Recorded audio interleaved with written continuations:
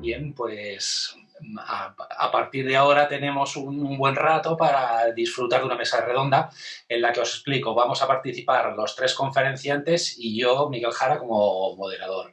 Vamos a hacer un poco lo que ayer, que yo creo que salió bien. Vamos a dar voz a las personas que están preguntando, que se ha animado bastante gente y hay preguntas por lo que leo bastante interesantes. Y eso sí, aunque un conferenciante se ha aludido directamente por una pregunta, los demás también pueden luego complementar con sus opiniones como lo deseen, José Ignacio Torres pregunta para Pedro, ¿cómo conciliar humanismo y tecnología?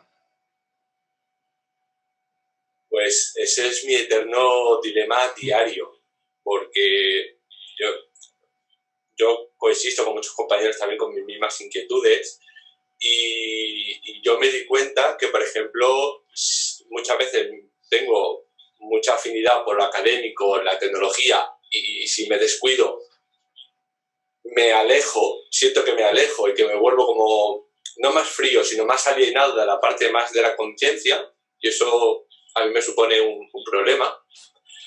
Y cuando estoy con más presencia en la parte más humana, más cálida y más del cuidado y del presente, está en la vorágine de la tecnología que es una semana, 2 semanas, un mes sin estar presente de la tecnología, de repente te das cuenta de unos cambios tan impresionantes que dices, wow, yo era de los que leía sobre tecnología todos los días, todas las mañanas me tomaba el café, yo leía tecnología, blogs, páginas, publicaciones, etcétera.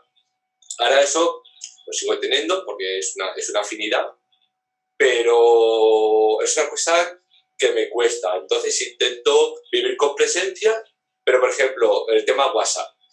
Ahora mismo vivimos en una situación de infosicación, o sea, de hecho con el tema del COVID y en los chats clínicos de profesionales sanitarios, está en el nivel de intensidad que hay, que yo he decidido desconectar y de hecho muchísimas de 3 semanas, muchos días que cierro el WhatsApp a las 3 y de hecho utilizo otro tipo de dispositivos tecnológicos que no tengan WhatsApp, más que nada para no estar tan inmerso porque de repente me pierdo la presencia de la vida diaria. Yo, si me permitís, hay una cosa que creo que es importante y es, como bien decía él, no dejarse llevar por la tecnología, sino ser nosotros los que decidamos cómo vamos a usar la tecnología. Yo creo que si usamos eso, si hacemos eso y además usamos esas herramientas para el contacto continuado, para favorecer el contacto permanente con los pacientes, la asociación humanismo-tecnología es perfectamente viable, pero tenemos que ser conscientes de cómo mantener ese equilibrio, efectivamente. Tenemos que ser conscientes que el humano, sobre todo ciertos perfiles de personalidad, tienen cierta psique adictiva. Es decir, lo adictivo no es la droga, ni es la ludopatía, ni es el ordenador. Realmente lo adictivo es la personalidad. Entonces, la tecnología en sí es un ente aséptico, no hace nada, no hace daño, no hace nada. Realmente es la mirada con la que nosotros adoptamos la tecnología y nuestras inquietudes la que asume esa conducta compulsiva. Por lo tanto, el ser humano del siglo XXI tiene que tener muy presente que la tecnología puede ser tan absorbente que nos puede alienar. Alguien le pide a Pedro que deje el nombre del libro que va a sacar, así que tienes ahí unos segundos de publicidad, Pedro. Bueno, el próximo que sale, que está ya en el horno, es Fundamentos del Yoga Terapéutico y la Meditación, donde se hablan de todos los aspectos. Por ejemplo, el yoga es una disciplina que requiere de muchísimos años de estudio. Entonces, una de mis inquietudes es intentar dar explicaciones lógicas y lo más científicas posibles a muchos fenómenos que subyacen detrás del concepto de asana, detrás del concepto de la meditación, del mindfulness, de la vipassana, y por qué hace efectos sobre una psique, y unas sí y otras no, y de qué manera. Y muchas veces tiene que ver con la individualización de la persona. ¿Dónde están los riesgos bioéticos en la aplicación de estas tecnologías que implican dificultades para la confidencialidad de los datos y de las personas? Podéis contestar quienes queráis, vaya. Manuel. Bueno, yo te voy a ser sincero, todo esto, hoy en día, toda nuestra información es perfectamente hackeable por muchos niveles de seguridad que se establezcan y por muchos filtros y por muchos cortafuegos que se creen. Todo depende de qué interés haya por diferentes actores de conseguir esa información y todo depende de qué interés podamos tener en cada momento de hacerla más o menos protegida. Pero realmente yo creo que es algo que aunque está ahí presente y digamos en casos extremos, si es verdad, como digo, que todo es perfectamente hackeable, los riesgos en el uso de la tecnología no son más que en el uso de nuestra actividad diaria que hemos tenido en años atrás, ¿no? En muchos años no hemos sido conscientes que íbamos por la calle y nos iban grabando las cámaras de seguridad y a veces se ha generado cierta controversia y demás, pero hoy en día la inmensa mayoría de las herramientas tecnológicas que podemos usar para atender a los pacientes cumplen los máximos estándares y hombre, yo digo, todo es hackeable, pero muy difícil se tiene que poner para que realmente eso ocurra. Lo que pasa es que uno de los mayores problemas y riesgos que tenemos es el uso de herramientas no profesionales para estas cosas, ¿no? Así, atender a pacientes por WhatsApp, por mucho que nos digan que la información está cifrada de extremo a extremo, pues bueno, sabemos que WhatsApp es de Facebook, sabemos que todas estas herramientas, todas estas plataformas periódicamente van refiriendo problemas de seguridad, donde se filtran datos y demás. Y yo creo que si queremos hacer una buena atención a los pacientes, respetando sus derechos, respetando su intimidad y demás, lo menos que podemos hacer los profesionales es también dedicarnos a usar herramientas que te garanticen en el mayor de los estándares posibles esa seguridad de la información de los pacientes. Pero bueno, ahí tiene sus limitaciones y la tecnología es la que es. Igual que las historias clínicas de los hospitales en papel de hace 20 años estaban custodiadas en unos almacenes donde se podía entrar si alguien intentaba colarse, ¿no? Es decir, al final los riesgos son diferentes, pero no dejan de ser cualitativamente los mismos. Bueno, Perdón, sí. Yo creo que WhatsApp ha sido en esta pandemia la herramienta más útil de todos los que hemos tenido, porque eso nos ha permitido mantenernos conectados, actuar rápidamente, y está claro que yo a veces cuando ahora hacemos cribados y a lo mejor pido datos a jefes de empresa para disponer del listado de todos los, claro, tengo que disponer nombre y apellido, móvil, DNI, fecha de nacimiento, para poder realizar los cribados y las PCRs, ya nadie se plantea la protección de datos. Es decir, quizás esta pandemia nos ha enseñado como a veces la protección de datos salta por los aires. Totalmente. Sí, ¿no? Se normaliza esas situaciones, pero y ha sido utilísimo, evidentemente, pero no deja de ser un riesgo que al final aceptamos o asumimos, pero es un riesgo que tenemos que ser conscientes que existe. Claro, pero sin embargo, por ejemplo, en una situación de salud pública como, por ejemplo, un protocolo europeo de alergia a alimentos, un aspecto prioritario que veis toda la política que ha habido desde Europa de etiquetado de alimentos, salió de un estudio que se llama Europreval y que fue financiado por los fondos europeos en el que yo participé. Bueno, pues me costó 2 años poder acceder a una muestra aleatoria de personas de la Comunidad de Madrid, entonces estaba en Madrid, para poder hacer el estudio. O sea, se producen estas contradicciones, ¿no? Una empresa privada puede acceder rápidamente y hackeando a toda la información y llamarnos por teléfono y bombardearnos, y tú para un problema de salud pública, un problema trascendental en población como es la alergia alimentaria, te puede costar. Al final lo conseguí, ¿eh? Soy de las que soy... Yo lo que veo, a nivel de tecnología se va a implantar un sistema que se llama blockchain, que va a generar que los datos de seguridad sean mucho más protegidos cara al paciente. Pero el problema ético realmente no es ese. El problema consiste en que el paciente va a regalar sus datos. ¿Y por qué los va a regalar? Porque las políticas de marketing que tienen ciertas empresas, por ejemplo en Estados Unidos, si tú quieres que tu seguro de vida sea mucho más barato, incluso accesible, tirar de precio, lo único que tienes que es dar tus herramientas biométricas de tu wearable, de tu smartwatch, de tu móvil, y con eso tu seguro va a salir muy bajo. Entonces, los ciudadanos acceden a regalar sus datos porque, claro, ¿qué pasa con la aseguradora? La empresa lo que ve es que ese señor hace ejercicio, come bien, tiene una correcta frecuencia cardíaca, no tiene sueño cronodisruptivo, no tiene alteraciones, es decir, tiene una serie de estilos de vida idóneos y dices, este señor no la va a palmar, por lo tanto, yo no voy a perder dinero y puedo poner un seguro. Y la gente está regalando sus datos biométricos, no sabe lo que está haciendo porque a partir de ahí se va a poder hacer incluso seguimientos transgeneracionales con todo esto. Y ese es el principal problema ético que yo veo, porque a nivel de encriptación con el blockchain va a estar todo bastante protegido.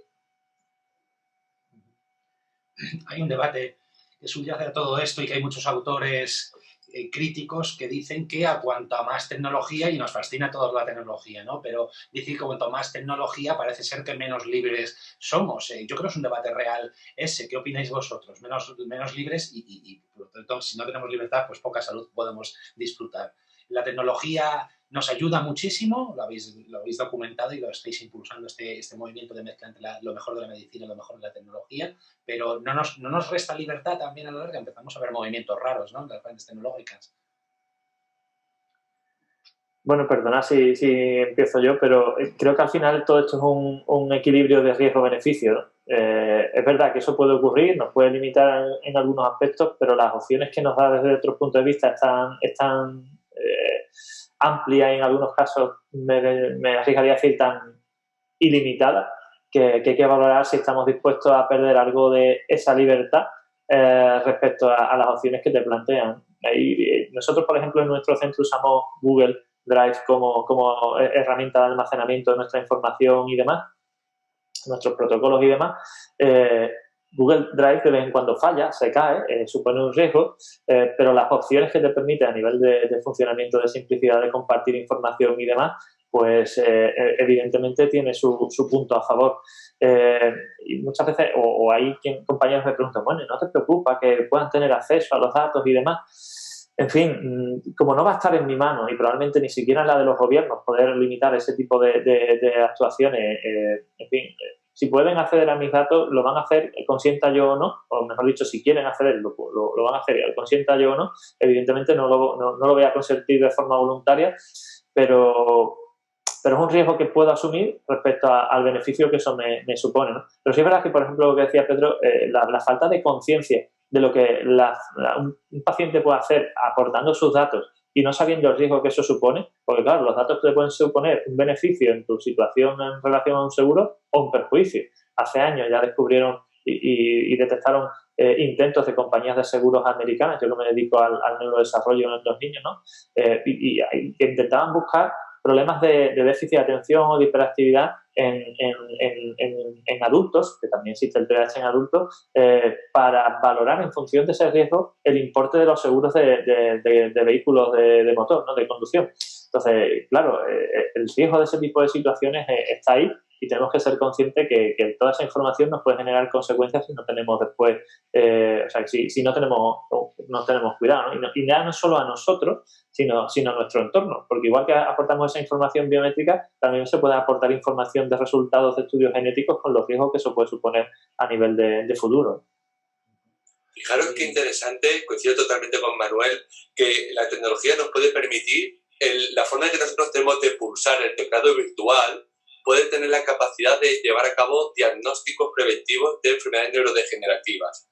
Simplemente por la forma en que nosotros tecleamos el teclado virtual de nuestro móvil, se puede hacer un estudio, ¿vale?, preventivo, a veces con 10 años de antelación, ¿vale? Porque cuando llega muchas veces la enfermedad neurodegenerativa, muchas veces ya cuando tenemos el síntoma estamos viendo que el paciente tiene una serie de sintomatología o de estatus que es disfuncional y a partir de ahí te das cuenta. Pero esto, por ejemplo, a través de la tecnología y a través del tapeo, ¿no?, de cómo se teclea virtualmente en el móvil, podemos hallarlo. O sea, es que las posibilidades, el potencial que tenemos desde el punto de vista de prevenir, porque yo creo que, dado que nuestro asunto de encuentro y es el tema de humanizar los cuidados. Una de las principales maneras de poder humanizar es poder prevenir. Entonces, previniendo, hacer una medicina preventiva, vamos a tener no solamente mucho menos impacto económico sobre el gasto sanitario, sino que también vamos a tener pacientes sanos. Realmente, los centros de salud, podemos llamarlos centros de salud, es decir, promovemos la salud en los centros de salud, se promueve el ejercicio, se promueve la alimentación saludable, se promueve una serie de talleres, o la gente va a medicarse y a modificar la medicación. Entiendo que esto puede ser un aspecto crítico, y que esto puede incluso generar un malestar, pero había un maestro mío, ¿no? Porque decía, lo que llamamos centros de salud, no son palabras mías, a lo que son centros de enfermedad. Al hilo de todo esto, José Ignacio pregunta, estamos conectándonos con los pacientes por mail, teléfono, WhatsApp, videoconferencia, pero todos son obstáculos institucionales. ¿Cómo podemos revelarnos? Hombre, ahí depende mucho si tienes una actividad pública o privada, ¿no? Yo lo tengo muy claro. Yo tengo una actividad 100% privada, no trabajo con un intermediario y la herramienta y el sistema que yo uso para la comunicación con mis pacientes la establezco yo en función de la calidad de ese servicio, de la seguridad de ese servicio y de las opciones que me permite cada una de esas herramientas. Por eso he hecho ahí un resumen de las que usamos nosotros habitualmente. Es verdad que la sanidad pública es es un mastodonte en el que cambiar estructuras, funcionamientos y procesos es mucho más complicado, pero dentro de la sanidad privada eso es muy sencillo. Ahora, rebelarnos contra la administración si tiene una actividad pública, en fin, vas a tener un teléfono y un correo electrónico y para de contar, no tienes más opciones. ¿Alguna otra opinión? Pues vamos a cambiar un poco de tercio para algo mucho más concreto. La pregunta de Isabel para Pedro. ¿Qué opinión tienes sobre las vacunas RNA mensajero como medicamentos basados en una nueva técnica? Qué pregunta. A ver, esto es un impacto de la tecnología a nivel de la medicina y eso hay que puntualizarlo y hay que ensalzarlo. Es una pasada, ¿no? El tema es que esto igual si nos hubiera pillado en otro momento, pues hubiera permitido una instauración paulatina. Yo creo que faltan, ¿no? Faltan estudios para poder señalar que es un evento, ¿no? Que realmente va a curar la COVID. Como técnica, una pasada. Como evolución tecnológica, creo que forma parte del futuro que nos toca vivir. Como algo para poder instaurarlo de forma urgente, igual, no sé si pretencioso y que nos falta información. Y espero equivocarme. Bien, para... Yo ahí diciendo de Pedro. Me parece que el esfuerzo científico que se ha hecho en el mundo, fijaros el HIV. El HIV prácticamente tardamos 3 años en saber que era un virus. O sea, fijaros el cambio científico que ha habido a la hora del desarrollo, y es más, la vacuna del HIV pues ha ido muchísimo más lenta. Ahora mismo están en las fases de ensayo clínico 2 y 3. ¿Vale? Yo creo que la inversión mundial en ciencia en esta pandemia ha sido brutal. Y fruto de esos esfuerzos se ha conseguido la vacuna. Es cierto que esa vacuna no ha sido estudiada en 1 millón de personas, pero ha sido estudiada por ensayos clínicos con un número muy parecido al que ha tenido la rubéola o a la que ha tenido cualquier otra vacuna de las que habitualmente ponemos en marcha con vacunaciones masivas a personas mayores, como la neumocócica, como cantidad de ellas. Lo que pasa es que el proceso en que se ha producido científicamente, si tú a lo mejor tienes un protocolo parado en la FDA o en la EMA, pues a lo mejor 4 meses, la situación actual del problema ha hecho que en una semana, pero no porque se haya hecho más rápido, sino porque se ha hecho de manera absolutamente prioritaria. Yo no he estado metida en el círculo de estos procesos, pero sí que he estado muy cerca y de los, de las fuentes de información y yo me he vacunado. O sea, que quiero decir, creo que a veces se le da una información pues no veraz o un poco errónea incluso a los propios sanitarios de lo que ha sido el desarrollo de la vacuna del COVID, que a mí me parece un hito científico. Bien es cierto que ahora dices, Israel ya tiene un estudio en el cual, habiendo vacunado a un porcentaje muy importante de población, Israel va por delante en la vacunación ha conseguido una reducción del 50% en las tasas de infección. Y eso ahora mismo es un éxito y eso ya es ensayo en fase 4, porque ahora mismo vacunas en el mundo, pues ya debemos ir por los millones de vacunas puestos y tendremos que empezar a ver resultados, pues como Israel, cuando tengamos vacunado, pues creo que a un 50 o un 60% de la población israelí que ya van ellos en ese nivel de vacunación. Cristina, no te alejes mucho, que hay una... Yo he señalado el avance que es un hito científico.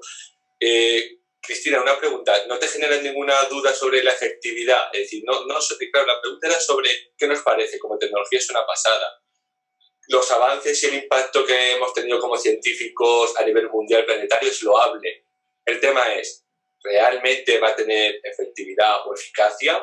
Porque además queremos no eficacia, queremos eficiencia. Y tú comentas que en Israel ha disminuido un 50%, pero con la vacuna de ARN, porque hasta donde yo sé, corrígeme si me equivoco, tú puedes seguir siendo un vector de contagio. Entonces, ¿podemos atribuir que eso ha sido a la vacuna? ¿No ha sido otras variables en una vacuna de ARN que tú sigues siendo contagiador? Igual estoy equivocado. Pero yo soy un vector de contagio, pero el contagio que produzco en la persona que está vacunada es una reducción del 50% y además de la gravedad de la enfermedad. Si yo paso la enfermedad como un catarro, bienvenida sea la vacuna. Si no me lleva a una neumonía y a un ingreso hospitalario o a acabar en una UCI. Otra cosa es decir, no se reduce la capacidad de contagio, sino la gravedad de los contagios, la cual tú te sigues contagiando. Claro. Entonces, yo creo que es una herramienta ahora mismo de salud pública, es la única que tenemos.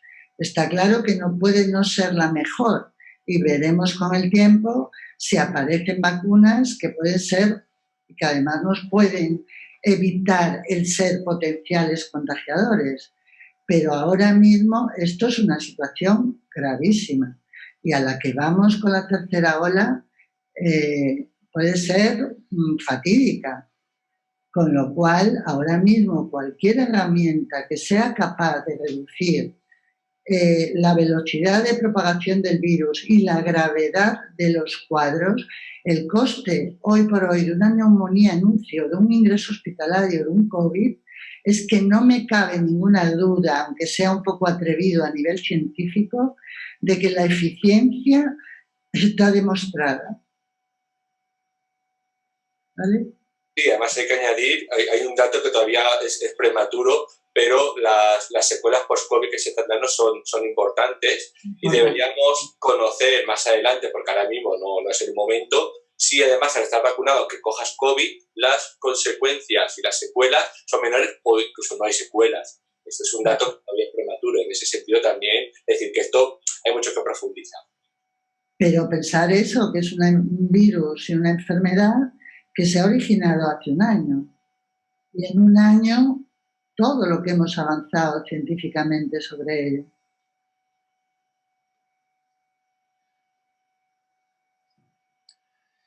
Al hilo de lo que estáis hablando, de la medicina basada en la evidencia, sobre todo lo que ha contado Cristina, nos preguntan algo también bastante interesante.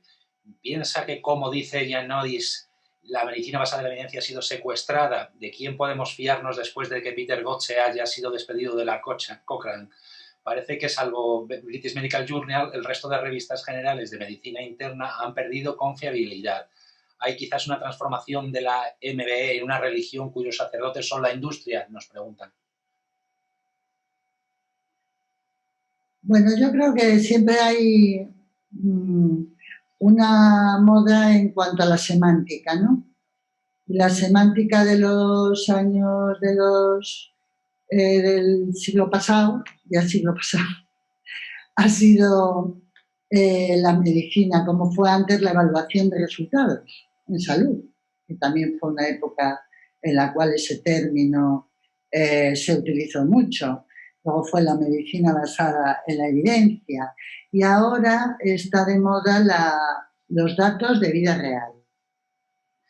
Y para mí todo es lo mismo, subyace lo mismo. No es que se secuestre es metodología. Y tanto la evaluación de resultados de salud como la medicina basada en la evidencia, como los datos en el mundo real, lo que necesitan es buenos conocimientos metodológicos. Lo que ha evolucionado ahora mucho en la revisión crítica de artículos y lo que se está imponiendo en el mundo de las editoriales de las revistas científicas es el establecer normativas de publicación de artículos basándose en la metodología que tienen esos trabajos. Es decir, si es un ensayo clínico, ¿qué le tengo que exigir a un ensayo clínico? Si es una cohorte, si es un estudio de medicina natural, también existen las normativas para las publicaciones científicas. Y eso es un poco lo que se está trabajando ahora mismo para intentar dar homogeneidad y calidad a lo que es las publicaciones científicas. Vale, pues a Manuel le agradecen su intervención y teníamos una pregunta. Gracias por compartir la información, Manuel. Es imprescindible que nos hagamos valer y conocer, y actualmente es necesario estar en las redes conservando la independencia y honestidad para el cuidado de los pacientes. Me gustaría un ejemplo de su práctica. Bueno, mira, uno de los ejemplos que os puedo poner es que, sobre todo lo que os decía en la presentación, lo que queremos es transmitir a los pacientes información que les interesa y uno de los proyectos que hemos puesto en marcha este año es información de divulgación sobre uno de los temas específicos que más desarrollamos en nuestro trabajo, que es el TDAH, a través de vídeos divulgativos en nuestro canal de YouTube. Vamos a desarrollar durante el año un vídeo semanal, que son 52 en total, para aportar información específica sobre esto y sobre otras cosas también. No van a ir todos sobre el mismo trastorno, vamos a hablar de diferentes cosas, pero sobre todo basado en ello. Y con la finalidad de que realmente los pacientes conozcan la información de primera mano de lo que los profesionales que realmente nos dedicamos a estos temas tenemos experiencia y vivimos en nuestro día a día, más allá de lo que toda la información que podemos encontrar, ya sea de la industria o de otros agentes interesados en desinformación o en información contradictoria o en información no fiable y demás, tenemos en todo lo que es Internet, ¿no? En Google y demás. Ponían las diapositivas que más del 60% de los pacientes potenciales que tenemos busca información en Internet. Y el tema es que la mayoría de la información que ellos encuentran no está creada por profesionales sanitarios, de manera que es información no fiable. Ya no es que esté contrastada o no, es que ni siquiera está creada por personal que tiene competencia, formación y habilidades para tratar esos temas. De manera que cuanta más información podamos nosotros transmitir a los pacientes, realmente al final lo que estamos haciendo es exponernos nosotros, transmitir nuestra imagen, no por estar ahí presentes per se, ni por dar la cara de una forma publicitaria, digamos, sino por transmitirle que hay alguien detrás con cara y voz para transmitirle esa información y que somos la garantía de que la información que estamos dando tiene respaldo, ¿no?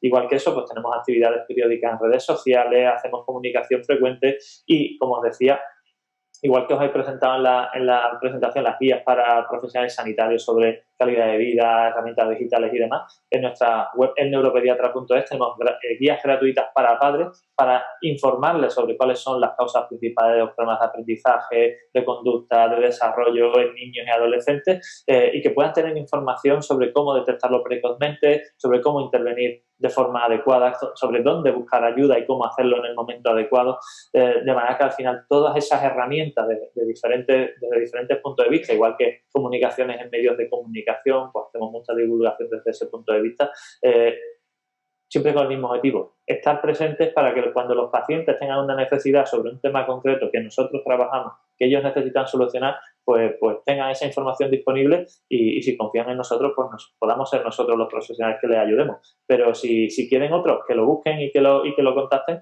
pero que vayan con la información clara de qué es lo que necesitan y qué es la solución que se le puede dar a su problema. Uno de los grandes secretos mejor guardados, como los ingredientes de la Coca-Cola, es el algoritmo que utiliza Google para posicionar, ¿no? Para el posicionamiento SEO. El posicionamiento SEO es el posicionamiento orgánico, el que da porque tu artículo es bueno. Bueno, una de las últimas modificaciones que hizo Google al respecto, y eso se sabe, es que si la página web o el artículo, el post, está escrito por un sanitario o por un especialista en el tema, de repente se va a posicionar. Eso ha generado que artículos que estaban escritos por personas no especializadas en el tema hayan pasado de estar en el top 1 de la página de Google a estar en la tercera página y al revés. Por lo tanto, una cosa que ha hecho Google, los algoritmos en post de los especialistas sanitarios, es que si tú eres un especialista sanitario, el chatbot, que es el 90% de la monitorización web mundial, te va a ubicar, te va a caracterizar como profesional sanitario y te va a ayudar en tu algoritmo. Aparte de eso, hay otro tipo de ayudas. Por ejemplo, que tú escribas la palabra clave, que escribas que tu artículo, tu post tengan X caracteres, que tu artículo sea inteligible. Y además, una cosa, mira, yo creo que una cosa que no tenemos los sanitarios es tiempo.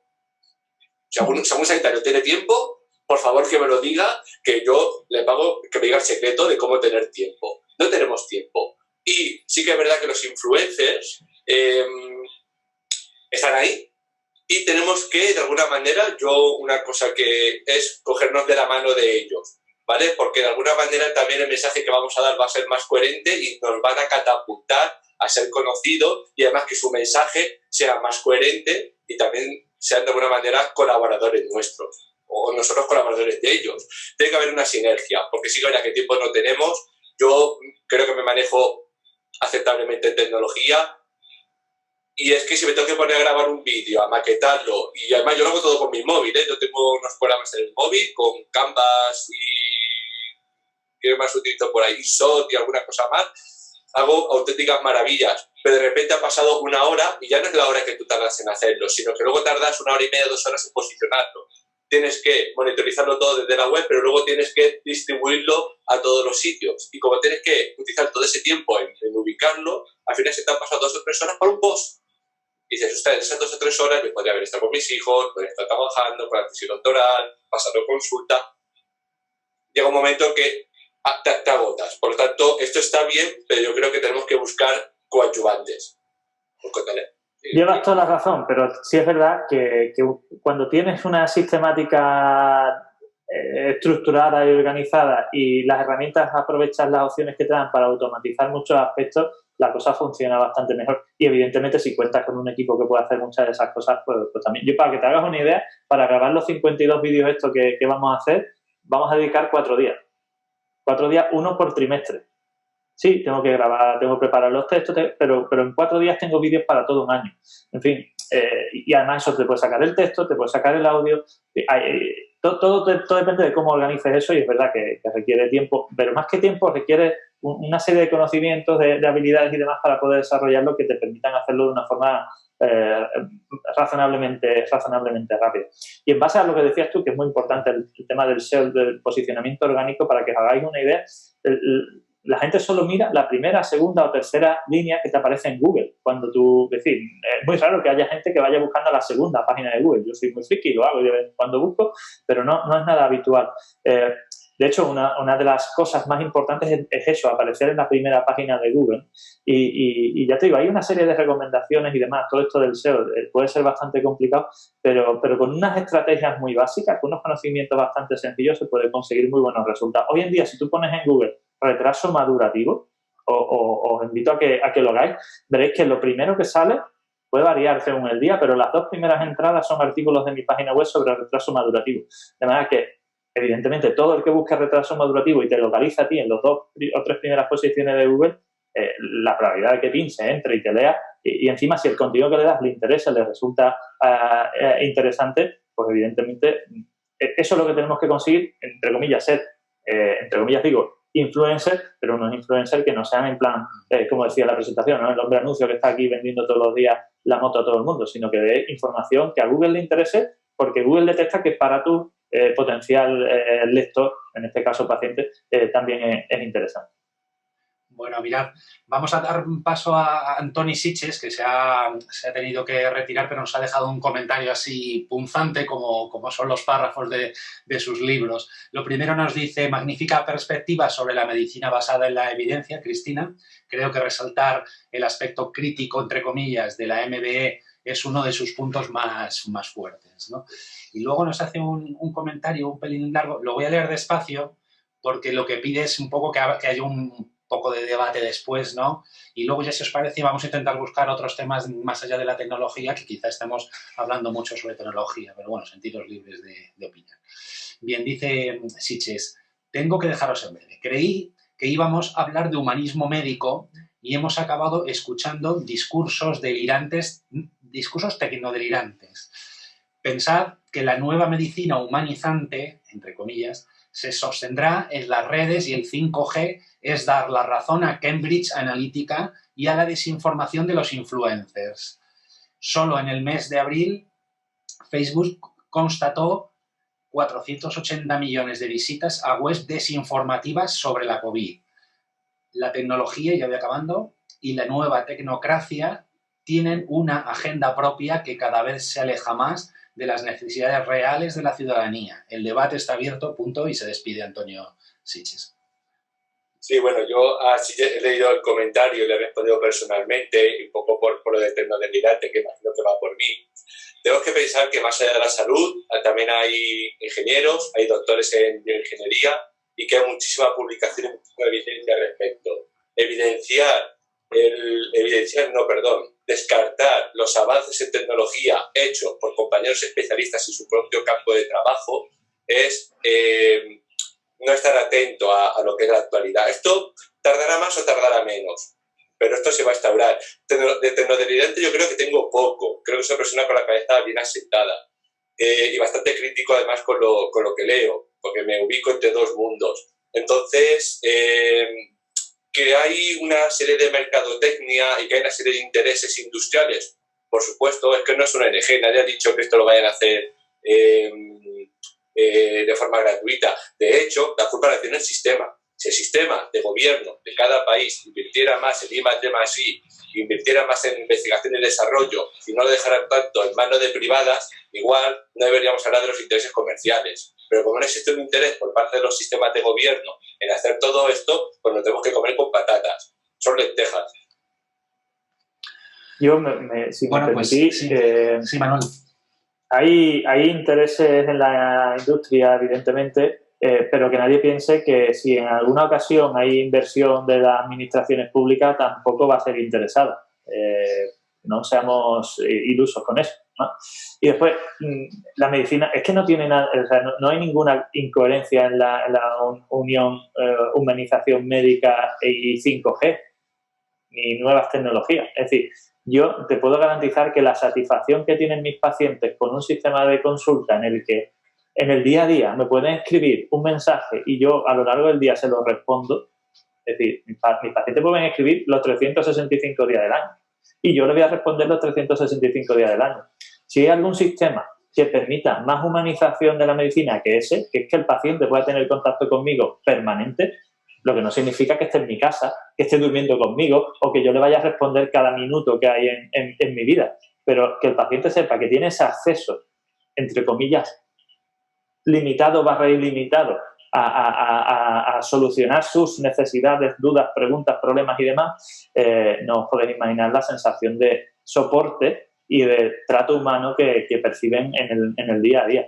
Yo te digo, más allá de teorías conspiranoicas y demás, sí, la herramienta que usamos es adecuada, los sistemas funcionan. Y desde luego, si Facebook ha visto toda esa desinformación y visita webs de desinformación, la única culpa la tenemos nosotros. No estamos creando contenido suficiente que sea útil para los pacientes y que los pacientes encuentren y que sea adecuado. De manera que si muchos más profesionales de los que nos dedicamos a esto estuviéramos generando y creando ese contenido, otro gallo estaría cantando. Mira, yo dedico de 1 hora a 1 hora y media por cada paciente. 1 hora, 1 hora y media. Es tal el volumen de información que manejamos que el paciente se va y conforme sale de la consulta no se acuerda de nada. Dietoterapia, técnica de indicaciones, qué tipo de ejercicios, isométricos, con cintas, con no sé cuánto, cómo, qué, pero esto cuántos minutos. Y nosotros, como dice bien Manuel, no diéramos ese soporte de que me pueda hacer una pregunta cuando pueda, se iría con la cabeza así, y al día siguiente la adherencia al espacio terapéutico se habría roto, porque directamente diría, no me entera de nada, de hecho no lo puedo volver a encontrar, ni localizar, ni contactar, me voy a ir a otro que me lo haga más sencillo, más directo, que me lo dé todo mascadito, no podremos trabajar la proactividad del paciente, por lo tanto, la tecnología es una ayuda para humanizar. Cristina, ¿tú qué opinas sobre si es incompatible, ¿no? Tecnología y humanidad? ¿Son incompatibles? Un ejemplo clarísimo. La forma en que el humanismo ha entrado en las habitaciones de los pacientes COVID ha sido a través del 5G.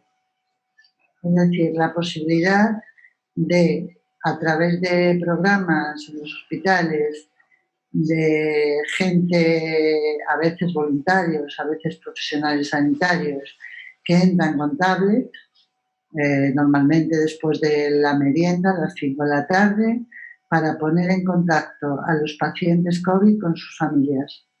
Con lo cual eso no hay mayor grado de humanismo que nos ha permitido la tecnología y el 5G. Pues antes habéis citado la industria farmacéutica, habéis citado el acto médico. Javier Castejo, por cambiar un poquillo, ¿no?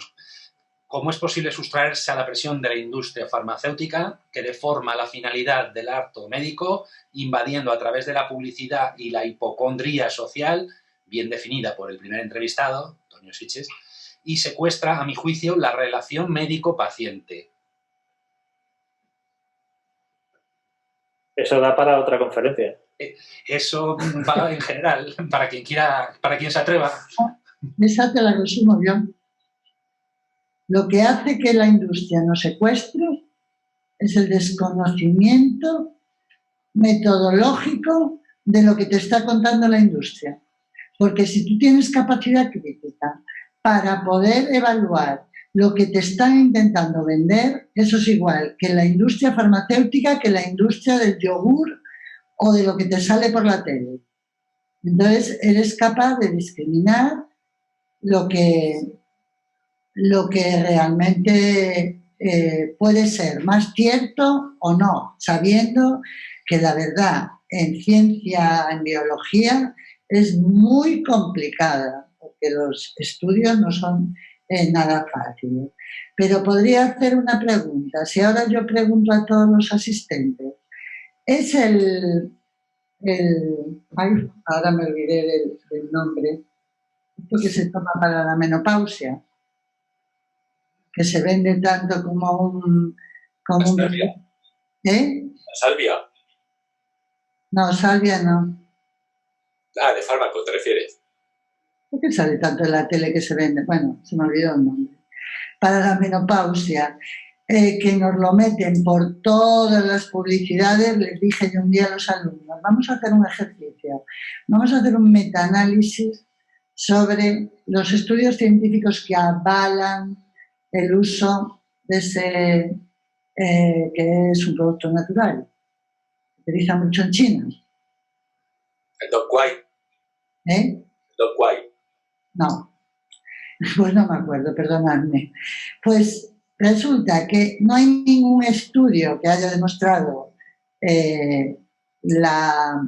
una mayor reducción en cuanto a los síntomas de la menopausia, sí que hay descritos efectos adversos de producir de engrosamiento del endometrio. Y es algo que está en la publicidad diariamente. Me acordaré del nombre seguro. La reina Angélica. Ahora lo voy a buscar en Google, recomiendo. Mira, yo ahí coincido 100% con Cristina. La inmensa mayoría de los problemas que tenemos desde ese punto de vista, los profesionales sanitarios, muchas veces tenemos que ser autocríticos en la falta de información y de formación sobre estos temas. Es decir, la industria, y yo doy fe que a mí, cuando se me sienta un delegado de algunos laboratorios delante y me empieza a contar la información que si tienes dos dedos de frente, eres un experto en tu área y conoces el tema en el que trabajas, puede venir quien quiera contarte la historia que quiera, que tú ya sabes por dónde van los tiros de entrada. Y en fin, yo además soy bastante crítico con eso cuando me quieren vender la moto, entre comillas, sobre algo nuevo o sobre una cosa tal, y te cuentan toda la historia. Bueno, yo reviso cuestiones, pero en fin, yo ya tengo, salvo que son una mega novedad, una cosa que no es conocida por nada, que es muy raro que eso ocurra, yo ya tengo mi idea preconcebida, mi información previa, de manera que sí, la industria puede hacer lo que quiera hacer, pero en nuestra mano está ser capaces de discernir lo que realmente es cierto o tiene visos de ser de verosimilitud, ¿no? De lo que son puras invenciones o expectativas. Y después me vais a decir que soy muy persistente con este tema, pero criticamos a la industria o se plantea esa crítica a la industria, y yo quiero insistir y lo quiero hacer claramente sobre la manipulación de la información que también se hace en las administraciones públicas sobre estos temas. O sea, el hecho de que lo que un sistema sanitario de una comunidad o de un tal establezca como que es un resultado adecuado por un estudio que ha hecho, que tal y que cual, yo os puedo garantizar que he visto resultados de estudios hechos en determinadas administraciones que son flagrantemente falsos, ¿no? Os pongo un ejemplo que es muy tonto, pero que lo voy a resumir muy rápido. Leches infantiles, alergias infantiles alimentarias. ¿Qué querríais? ¿Una leche que durante una intolerancia a las proteínas de leche de vaca le puedes dar a tu hijo para que no le produzca alergia y que va a estar 2 años tomando esa leche? ¿O una leche que pueda estar tomando 1 año y que realmente le acelere el proceso madurativo para que sea capaz de tolerar esa proteína de leche de vaca antes? Yo creo que la respuesta está clara. Quiero la primera, ¿vale? Ahora, ¿qué pasa si la primera vale un 40% más que la segunda? Pues hay que hacer el coste de todo el proceso, ¿verdad? O sea, sería lo que haría yo. A ver, ¿cuánto me cuesta un 40% más durante 1 año versus estar 2 años? Que al fin y al cabo es el 200%. ¿Vale? El tema es que cuando los estudios de coste-beneficio se hacen en determinadas administraciones, se hacen, a lo mejor, en vez de por proceso, como debería hacerse, se hace por año. Entonces, el gerente de turno, que tiene que dar los resultados del año de su gestión, a final de 31 de diciembre dice, no, a mí me da igual lo que usted me cuente, que al final 1 año de tratamiento con esta leche es más barato que 1 año de tratamiento con la otra. Dice, vamos a ver, sí, pero es que el año que viene ya no voy a tener que estar tomando la segunda, mi hijo va a estar menos tiempo con este problema, pero el cambio con la otra voy a tener, bueno, da igual, si al final se rinde cuentas por año, se manipulan torticeramente, y esto hay que decirlo así muchas veces, estas cuestiones, para crear unos resultados que son artificialmente positivos, ¿no? Esto yo creo que es probable que muchos de vosotros lo hayáis vivido en vuestra realidad, pero es algo que ocurre. Eso, mira, yo en el 2000 estuve en la unidad de yesos infantiles y el que era mi tutor utilizaba fibra de vidrio. Él llevaba trabajando con fibra de vidrio ya 20 años. Y no utilizaba escayolas. Decía, mira, el tema de los yesos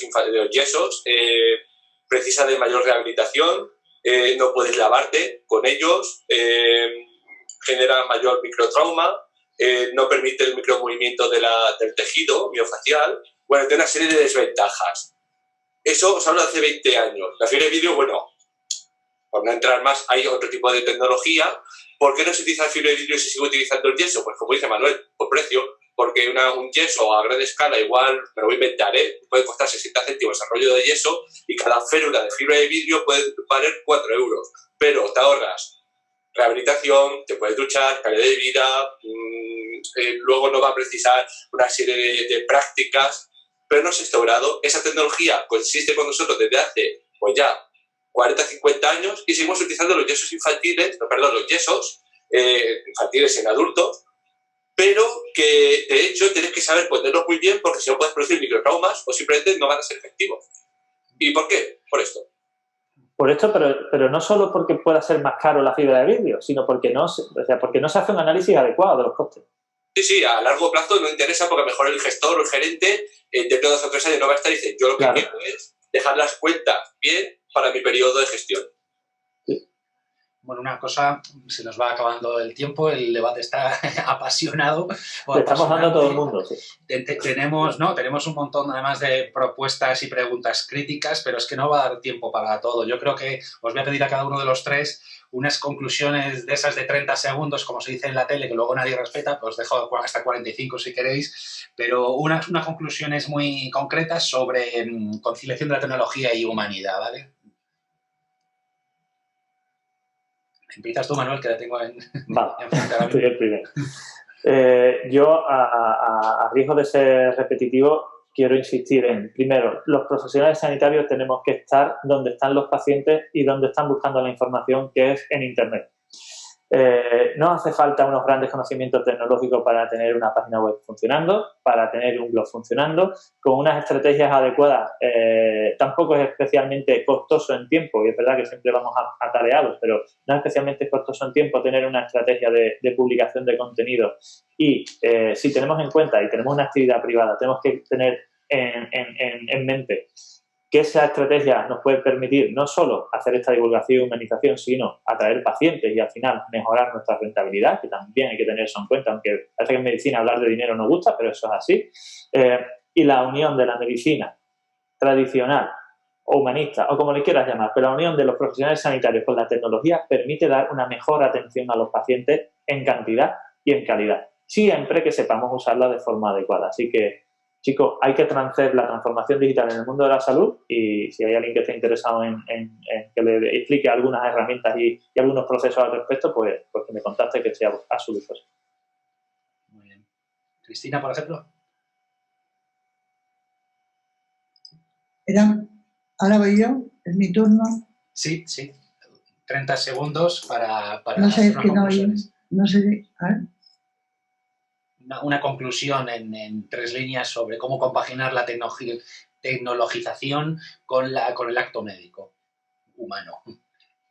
Pues desde mi punto de vista, reiterarme lo que es la importancia de la formación metodológica de los profesionales de ciencias de la salud para que si llegamos al paciente con criterios mejor evaluados, mejor estudiados, como hemos dicho, ya sea desde el punto de vista de eficacia, que de efectividad, que de eficiencia, pues eso tiene que redundar en una mejor medicina y en una medicina que tiene que ser más resolutiva científicamente para los pacientes. Y para finalizar, simplemente deciros que era la soja, que no me acordaba. Los flavonoides de soja. Pedro, tu turno. Tecnología con ciencia, con conciencia. Tenemos que ser críticos, científicos, pero abiertos. Los pacientes nos tienen miedo. Los estudios describen el consumo de fitonutrientes, de micronutrientes, y no nos lo van a comentar porque tienen miedo, porque los vamos a culpabilizar, se le va a caer el ogro encima y entonces dice, para que me pegue la bronca me callo. Esto nos tendría que hacer reflexionar sobre la conducta paternalista que tenemos los profesionales de la salud muchas veces. Entonces, ser abiertos de mente o por lo menos respetuosos, porque puede ser probable que a lo mejor no me crea, no vaya con mis conocimientos, afinidades o con lo que sea, pero si en el momento en que el paciente se abre, te cuentas que está tomando cualquier cosa, le pegas la bronca, por lo pronto lo que te has cargado es la confianza del paciente. Y a partir de ahí lo has perdido. Por lo tanto, seas más o menos creyente, yo por lo menos recomiendo una apertura de mente. Mira, yo cuando comencé en el mundo de la medicina tradicional, yo fui un auténtico por saco, por hablar de forma coloquial, de mis profesores, porque yo era el típico tocagónadas. ¿Y esto por qué es? Esto no sé qué. Hasta que de repente llegó el profesor, una neuralgia trigémica, un señor que llevaba con dolor bestial 2 o 3 años, y en 5 minutos, 10 minutos el señor salió riéndose con una analgesia impresionante. Placebo. Oye, pues yo quiero aprender ese placebo. Porque si lo que no ha conseguido cualquier medicamento del mundo, todas las palabras del mundo, toda la psicoterapia y 20 años de especialista, la ha conseguido un placebo de 5 minutos, yo quiero saber ese placebo. Y se me quitó la tontería. Es decir, sigo siendo crítico, me considero un científico, intento no polarizarme, no irme por los cerros de Úbeda, pero sí que al menos respetuoso. Ya me callo, que creo que pasan los 30 segundos. Sí, Pedro, quedan 30 segundos. Bueno, muchas gracias a los tres y, por supuesto, a todas las personas que han asistido a esas primeras jornadas online de humanización de la medicina, que titulamos Conversaciones con Hipócrates, y convocaros para el año que viene, porque ya se están preparando, según me comunican desde la organización. Este año ya se está estudiando el realizar un seguimiento con actividades sobre estas jornadas, que estéis atentos a las redes sociales.